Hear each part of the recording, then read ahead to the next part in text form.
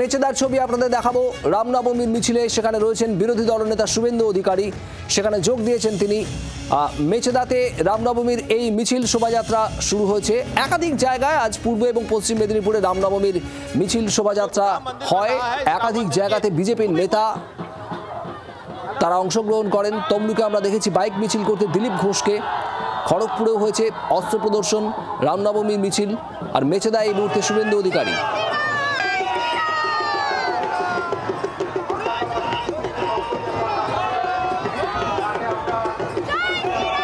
यहाँ पर जो राम मंदिर बन रहा है, इस राम मंदिर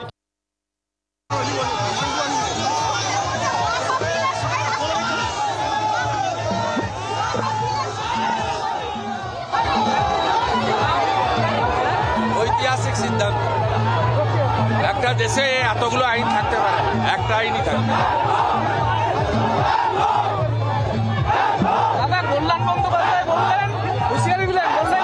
ওই মাতালটার কথার উত্তর দেবো না, ওটা মাতাল চুর। মদনা একটা মাতাল, ও আর একটা মাতাল। ও রোজভ্যালি থেকে 6 কোটি টাকা নিয়েছে। ও 100 কোটি টাকার বেশি এই সরকারের 14 বছরে বিল তুলেছে। ওর সঙ্গে সঞ্জয় বসুর লড়াই। মমতা ব্যানার্জির কাছে কে নাম্বার বাড়াবে, শুভেন্দু অধিকারীর বিরুদ্ধে যে যত বলবে তার নাম্বার বাড়বে। ওই জন্য মাতাল কল্যাণ এসব কথা বলছে। এই লড়াইটা আমার সঙ্গে নয়, সঞ্জয় বসুর সঙ্গে। সিউড়িতে অস্ত্র বাজেয়াপ্ত, এই নিয়ে উত্তেজনা বাড়ছে সিউড়িতে র্যালি থেকে। এসব বাড়াবাড়ি করছে। আমরা অন্য ধর্মের অনুষ্ঠান আছে তো, ডিজে বাজে কিনা দেখব, অস্ত্র থাকে কিনা দেখব। আমরা অস্ত্রের পক্ষে নেই, কিন্তু ভারতীয় পরম্পরার পক্ষে, দুর্গা মায়ের পরম্পরার পক্ষে। এই অস্ত্র দিয়ে কাউকে আঘাত করার পক্ষপাতী আমরা নই, সমর্থনও করি না। যদি কেউ নিয়ে এসছে, বাজেয়াপ্ত করার কি আছে, আমরা লক্ষ্য রেখেছি।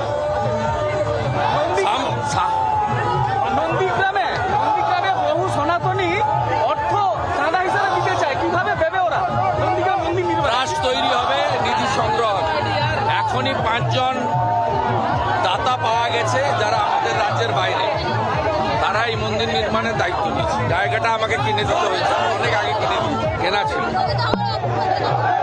অর্থ কোনো সমস্যা হবে।